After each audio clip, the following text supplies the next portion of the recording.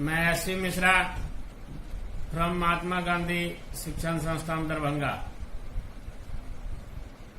वर्ग दशम, विषय हिंदी, पाठ्य पुस्तक कृतिका, पाठ संख्या 1, पाठ माता का अंचल, लेखक शिव पूजन सहाय, भाग 1।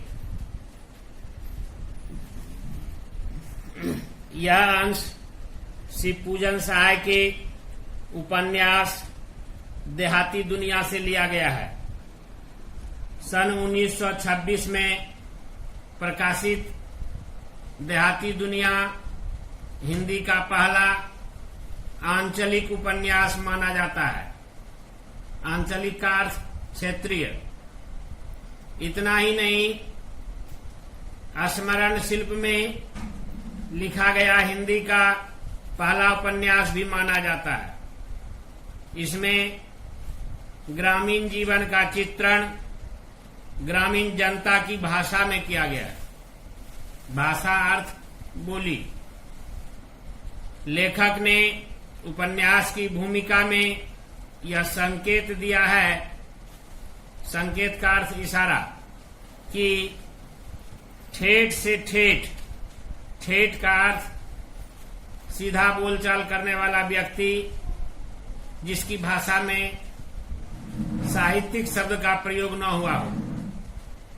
देहाती का अर्थ ग्रामीण या अपढ़, गवार, निरक्षर, अर्थ जो अक्षर नहीं जानता हो। हलवाई और मजदूर भी बड़ी आसानी से इसे समझ सकें। आत्मकथात्मक शैली में, शैली अर्थ ढंग में रचे गए इस उपन्यास का कथा शिल्प अत्यंत मौलिक और प्रयोगधर्मी है। शिशु चरित्र भोलानाथ कथानक का दृष्टि बिंदु है। संकलित अंश में ग्रामीण अंचल, अंचल अर्थात क्षेत्र, और उसके चरित्रों का अनोखा चित्र है। बालकों का कौतूहल, माँ की ममता, पिता का दुलार, लोकगीत आदि अनेक प्रसंग इसमें शामिल है। शहर की चकाचौंध से दूर गांव की सहजता, सहजता अर्थ आसानी, को रचनाकार ने आत्मीयता, आत्मीयता का अर्थ अपनापन से प्रस्तुत किया है। यहाँ बाल मनोभावों, मनोभावों अर्थ विचारों की अभिव्यक्ति, अभिव्यक्ति का अर्थ प्रस्तुति करते करते लेखक ने तत्कालीन समाज के पारिवारिक परिवेश का चित्रण भी किया है। तत्कालीन का अर्थ उस समय, परिवेश का अर्थ माहौल। माता का अंचल शिव पूजन सहाय। जहां लड़कों का संग तहां बाजे मृदंग, जहां बुढ़ों का संग तहां खर्चे का तंग। यह क्षेत्रीय गीत है कि जहां बच्चे एकजुट होते हैं वहां मृदंग बजते हैं। मृदंग एक प्रकार का वाद्य यंत्र है जो ढोलक से मिलता जुलता बड़ी सुरीली आवाज आती है उससे। और जहां बुढ़ों का संग कहते, जहां बुजुर्ग लोग बैठते हैं, एकत्रित होते हैं, वहां घर के खर्च के बारे में, जीवन यापन के बारे में, आजीविका के बारे में हमेशा अक्सर चर्चा होते देखा जाता है। लेखक महोदय कहते हैं, हमारे पिता तड़के उठकर, तड़के का अर्थ होता है सवेरा, निबटकर नहाकर पूजा करने बैठ जाते थे। हम बचपन से ही उनके अंग लग गए थे। अंग अर्थात साथ। लेखक महोदय कहते हैं कि उनके पिताजी सवेरे उठकर अपने नित्य क्रिया से निवृत्ति के उपरांत पूजा पाठ में भिड़ जाते थे। इस कहानी के माध्यम से एक बात और एक बात पर और प्रकाश डाला गया है कि बच्चे को अपने पिता से जितना भी प्रेम हो, लेकिन विपत्ति के समय उसे माता के अंचल में ही सुख शांति की अनुभूति मिलती है। अंचल अर्थात पल्लू।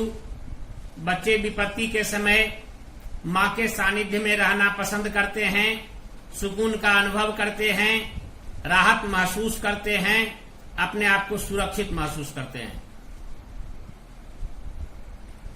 माता से केवल दूध पीने तक का नाता था। नाता का अर्थ संबंध। लेखक महोदय कहते हैं कि मां से सिर्फ दूध पीने भर का संबंध था।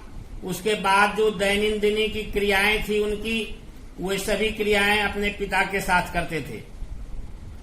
इसलिए पिता के साथ ही हम बाहर की बैठक में ही सोया करते। बाहर की बैठक अर्थ दरवाजा। वह अपने साथ ही हमें भी उठाते और साथ ही नहला धुलाकर पूजा पर बिठा लेते। कहते लेखक का कहना था कि पिताजी जब ब्रह्म मुहूर्त में जगते थे, उसी समय लेखक को भी जगा दिया जाता था और स्नान ध्यान करके अपने पूजा के साथ अपने बच्चे को भी, लेखक महोदय को भी बिठा लिया जाता था। हम भभूत का तिलक लगा देने के लिए उनको दिक करने लगते थे। दिक का अर्थ होता है जिद करना। लेखक महोदय कहते हैं कि भभूत लगाने के लिए जिद करते थे।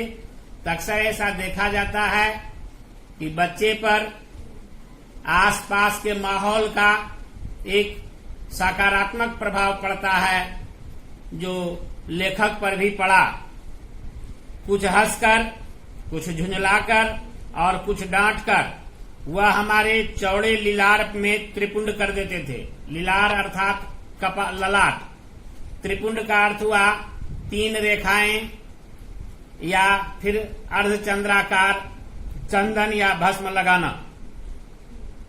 हमारे लीलार में भभूत खूब खुलती थी, मतलब बहुत अच्छा लगता था। सिर में लंबी लंबी जटाएं थी।